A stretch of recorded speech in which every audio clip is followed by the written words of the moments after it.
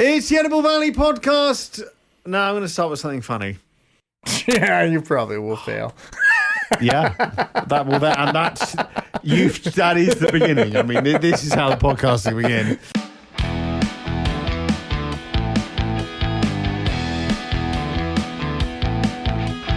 Welcome to the Edible Valley podcast. We want to invite you as we embark on a culinary journey through the heart of Vancouver Island. From the fertile fields To the pristine waters of the Pacific Ocean. we'll explore the stories behind the food that nourishes us. Tune in to each episode as we deep dive into the flavors, the traditions, and the innovations that make this a true paradise. Now please join us as we explore our Edible Valley.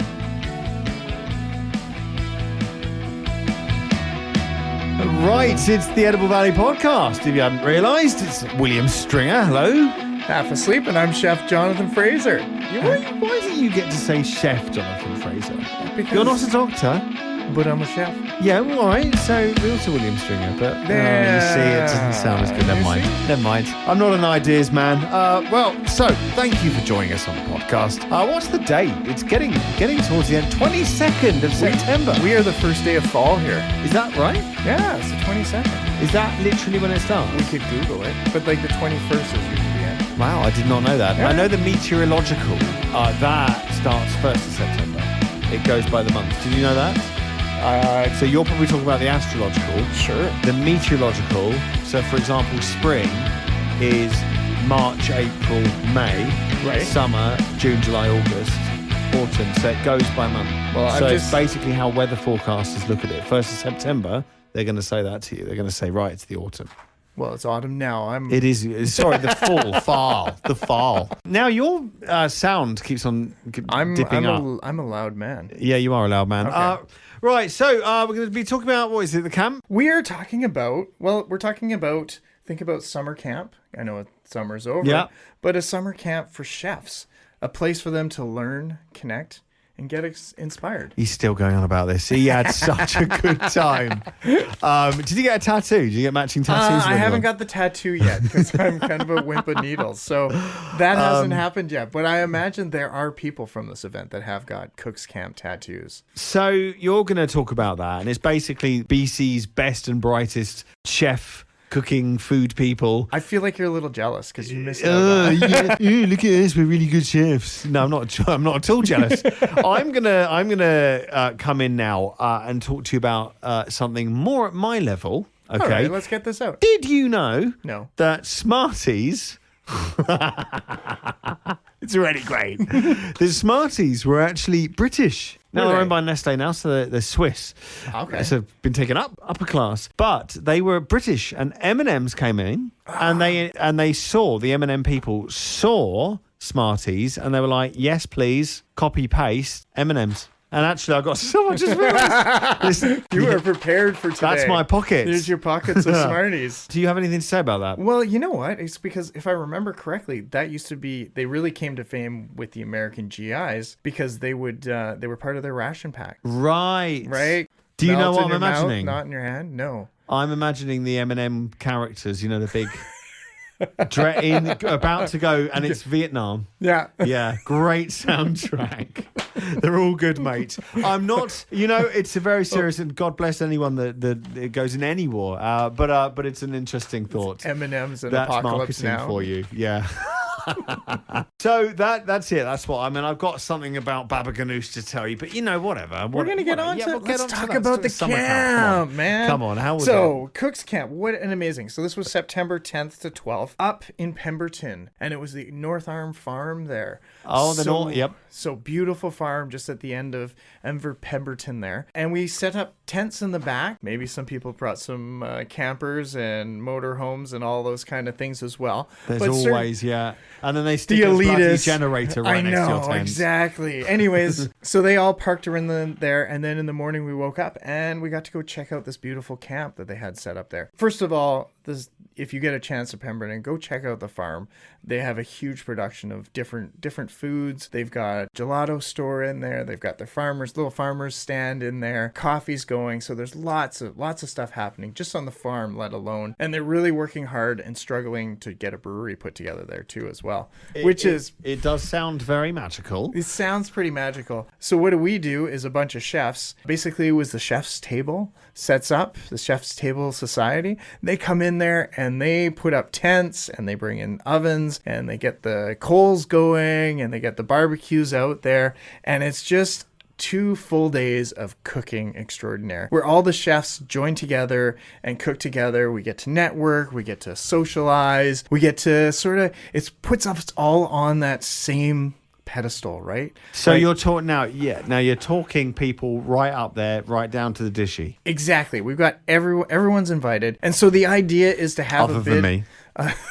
The idea is for chefs to be able, after a long summer, to get out into the field and have a chance to relax and sort of unwind a little bit, regain some of those stuff that they missed out from the hard work, the long days, the hours. Your compadres. My compadres. Yeah, exactly. Yeah, exactly. That does sound very, very cool. Now, did you mention when you were telling me about this, whilst you were texting me about it, did you mention there wasn't even any alcohol? So really, this was There was tasting. There was tastings and stuff like that. We did not. You weren't allowed to bring any of your own outside alcohol in. So everything was controlled in there. So that was kind of the nice atmosphere, that there wasn't like a big party at the end of each night. Like there was lots of like times that we'd sort of gather around, and I want to say we have like a campfire and reminisce about old times and stuff like that and chat it up. But there's a few fire bands and stuff. So we had the portable fireplaces and we got to hang out, and it was just nice at the end of the night to be able to just sit there and connect and have a good conversation. And you get to enjoy that, but go to bed, pre-midnight and get up feeling actually pretty recharged. Exactly. And that's what I got to do every day. It was great. really nice. Honestly, that's cool. And it was full intense. Like, I was amazed. Like, we showed up there the first day, and right away I got into a wild foraging tour. Okay. So we got to go through a full tour around the property. How big is it? What's that? One is, I want to say 40 acres. Wow. Okay. Because it's really cool because of our Shamrock Farm. Yeah. The podcast I did with them out there the other day. Great pumpkin patch. That's coming up soon. And the North Vancouver Island Culinary Association is going out there actually on Wednesday. They need to shorten that name. You can't even say it. Go on, try again. Vancouver Island Culinary Association. Wait a minute. All right, what does that? Let's get a pen. Right. So, NVICA. NVICA. All right, you can have that on. You can have that on the house. Yeah, wait till Leslie hears that one. An NVICA conference. So the two farms were very comparable in a lot of the things, how the farm was set up, sort of how they'd experimented with different throughs. And it was all about expanding and getting a good network out there, trying different ideas, how to keep the farm going and to bring people out there. So nice. I love those two aspects of it. It's a bigger farm, so we got to use it to actually spread out. Yeah. So were you all like doing a bit of the cooking, or did you have people that took charge of that? There was chefs that were assigned for each meal. So we had we had a beautiful Filipino luncheon the first day. What is Filipino? Filipino, so like no, I'm thinking Thai. Like the bao buns? Bao something? Sorry, I'm trying to become a bit more international. But basically, the Filipino lunch is really creative, and I'm not going to do this justice, but basically banana leaves down there, and all the food got piled on the middle of the table. So there was a lot of grilled chicken and vegetables, lots of rice dishes, and lots of tropical fruits and stuff like that. So basically, that was all piled. And the trick is that you come in and use your hands. Okay. And fill up your plate that way and eat off the table. So weirdly satisfying. Yeah. So that was one of our first meals. Then we did a whole butchery thing where we took down a steer from beginning to end. So we got to experience that whole really thing. Connecting to the animal. Did you actually hunt it? What's that? Did you actually hunt it? It was a cow. It came from a farm. Okay. I thought. What did you say? We hung it. What was it? Animal? And skinned it. It was a cow. A steer. Oh, okay. Yeah. I thought you said deer. No, I said steer. Oh. Yeah. Both done the exact same way. So it was a, I just now imagining you chasing a cow. Milk it, quick. Anyway, grab it by the udders. Okay. yeah, so we did that, and then we were able to break down that meat. We actually brought in another animal that we'd hung and aged properly so that we could do it properly. The original plan was to do it from straight. But that was it. It was wonderful. And we used a lot of that in other dishes going out throughout the 2 days there. We had a beautiful Italian dinner where they made raviolis and risotto, and they had some gelatos going. And it was all different stations with lots of different salads in the middle, and they paired that with a bunch of Italian wines, which was really interesting. A lot of good fun times there. And then at the end of the day, we had the most amazing, well, I already got the speech because I got to ride up with him, but Paul Stewart did a speech on Food Day Canada, which we've talked about in the past year, right? And he got to show a little video about his mother, Anita Stewart. And he said the most amazing moment was he was talking to this young chef. Yeah. And she was saying about, she was with a group of friends and everyone was like, I want to be Martha Stewart. And they were like, I want to be Martha Stewart. And she said, I want to be Anita Stewart. So just breathe that Canadian thing. It's meant to be. He was like, I'm getting goosebumps just telling you that story. And I am a bit of a soppy bastard, and I love stories like that. Yeah. So it was really pretty. And then it's amazing what his mother did and was able to accomplish, and how he's trying to keep that message going. And his mother still with us? His mother passed away. Okay, well that's wow, so that was a little bit, and it was really nice that we had a bunch of other chefs actually stood up there and gave a good speech and talked about how she had affected their lives going throughout it. So it took an extra resonance. So that was day one. Yeah, that was day one. That was day one. We were exhausted, right? I was stayed up, maybe chatted with some people, and it was so nice to connect with these other chefs. I got to talk with chefs. We had chefs from Alberta. Some young chefs came out from Sept, down and we got to connect with them, learn about why they were there and all the things they were looking forward to learning, as well as it's just like people from all over, some chefs from down in Victoria, some from the interior and the Okanagan, as well as in Vancouver. Didn't you get a car share? You got to know that you drove Well, I did. there. I drove up with an old friend chef of mine, David Lang, who's the department head at Camosun College. Okay. Yeah, so, I had a great trip with him, and he used to teach when his starting career started out at Port Alberni as well. And so he helped design that kitchen out there. So I had some great stories about how he designed the kitchen out there. And we reminisce about the old days when I was at Atlas and he was over at Avenue Bistro. Oh, yeah. So I think I've met him. Yeah. Very, very good chap, if I recall. Yeah. So it was just, those were the really fun things to happen in this event. So in day two started out breakfast. Day two started out with a big breakfast. Then we got into bluefin tuna. They brought in these sustainably harvested bluefin tuna. I was going to say thank you for saying sustainably, because I know they're not and this is an endangered. It's a Californian blue tuna, so that was incredible.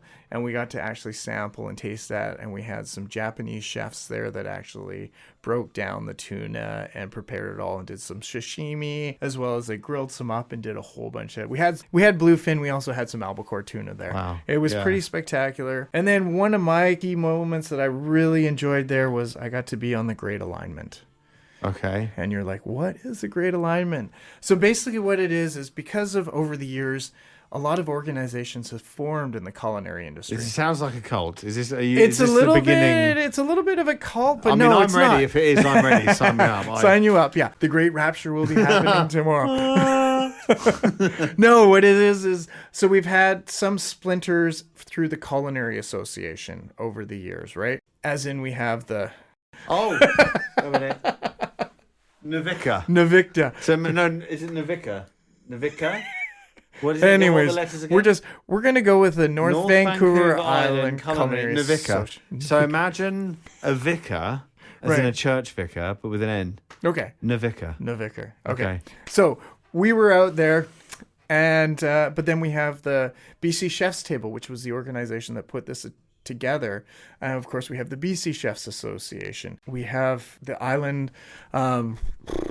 I'm forgetting all the names of everyone because it's not right in front of me. Mind the Bar, all these different organizations, the BC Restaurant Association. So we're all working in the same direction. Isn't it great though when you can bring these people together? Yeah. And actually have something under one tent and actually just enjoy each other's company. Yeah. So this is one thing is that we started with the debate there, and then just to introduce ourselves, to each other. And so then we're moving forward. We're going to do a Zoom call where all of the presidents are going to meet together and sort of talk about their agendas and where they want to move forward.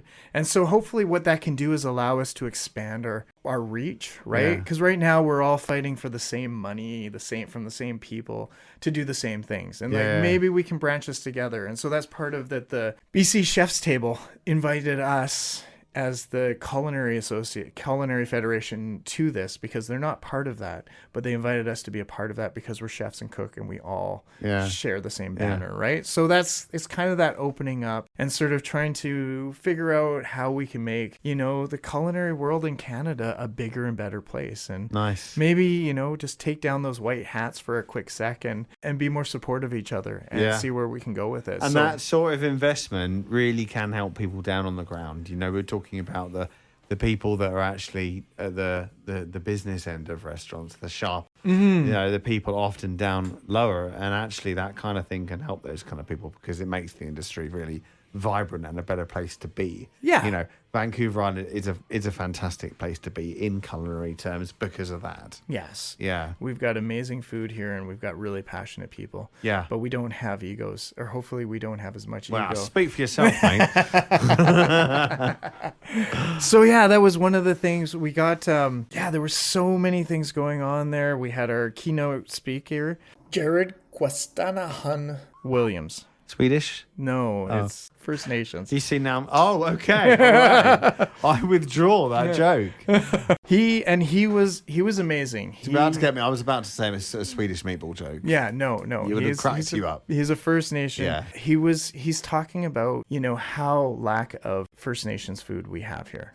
Now, we were talking about this. Mm-hmm. Yeah. Now, I find this fascinating, and we were actually, full disclosure, talking about this the other week. The idea that there is a couple of First Nations restaurants in BC or on the island? In BC. I see that's awesome because... Yeah, but there's only two. Yeah. Which is kind of hard to swallow when you think about it. Well, it is, but I imagine it's harnessing the local abundance with traditional cooking methods. Yeah. Yeah. So that's cool. So that's the thing to work on. And so that's the thing he's trying to explain. And he's trying to work with a bunch of organizations and just talk from his point of view from it. And that it was really eye-opening, like just the thing he's like, you have to look at these fields. And I'm quoting him completely, but when first colonization came here and we looked at these beautiful fields and we're like, these are perfect for growing corn and wheat and all this stuff. But the people in this area had been using those fields for years to grow their foods there. Yeah. So to them, it looked like weeds, but because they didn't recognize what food and the abundance of food that was there, and that how this food is actually designed to grow here. So it doesn't need as much water. It doesn't need, the requirements as what that some of our European style foods that we grow now. So well, it's interesting, isn't it? And as ever, food brings us together. It's the great equalizer. Of 100%. And I think that's a good lesson to learn. And I tell you what, I'd love a First Nations restaurant around here. I think that would be really cool. Oh yeah, to just learn some of those things. It's just always otherwise definitely for me, fish and chips or burgers or pizza. Yeah. No, and it's it's learning, like sitting down with the elders and learning these techniques. And that's what he's done is he spent a lot of time there. He sat down with family members to learn these techniques and pass them on. And it was incredible because one of our members, Debbie Shore, who used to be the culinary head of VIU, was one of his instructors. So it was really cool that they got to connect. And he said it was always funny when he went to school. He would talk about food and they'd be like, no, that doesn't make sense, And he'd be like, but that's how we ate here. Like there's nothing that's the customs, right? So anyways, it was really nice. Good. So, yeah, nice. Maybe he's someone we can convince to come on here because he lives down the Cowichan Valley one day. And we got to do a little bit of wine tasting with some different wines from up and down just to sort of share the characteristics of that. And so, it was just an amazing, amazing event. And it's something that I will definitely never forget. I don't think you're going to let anyone forget it. And I want to share it with everyone. So, all right. So let me ask you a quick question. Right. Yeah. That weekend, Erin's birthday. Yeah. Well, of course, my wife's birthday is okay. always better. He's playing it. All right. Okay. Right. But if I could have my wife at CooksCamp for her birthday. Wow. Best weekend ever. I think, Erin, you're already busy next birthday. I was actually the first to wish her a happy birthday for next year. There's a little technique I've developed. If you're late wishing someone happy birthday, just do it later. You switch it round. You say it's 3 days late, and you're bollocks. I've been trying to remember to do this. You go, let me be the first to wish you happy birthday for next year. Then they're too busy thinking, oh, that's so kind. And they're not thinking, well, you bloody forgot this one.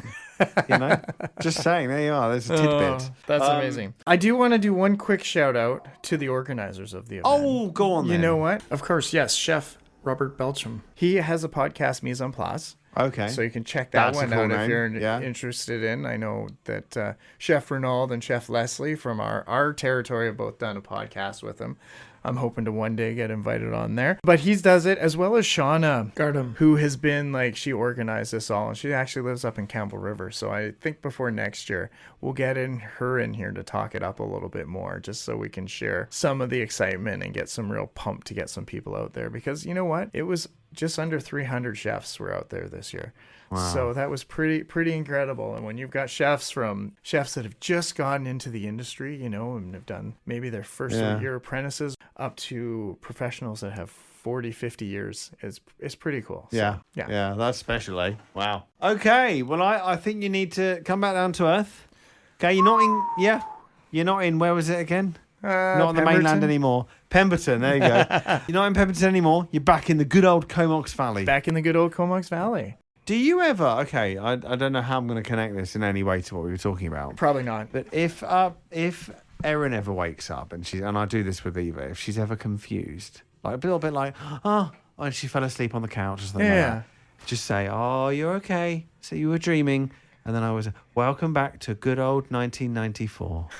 At first, it got her. But now she just tells me to shut up. But she knows she's back in her reality. I love how we think the same way.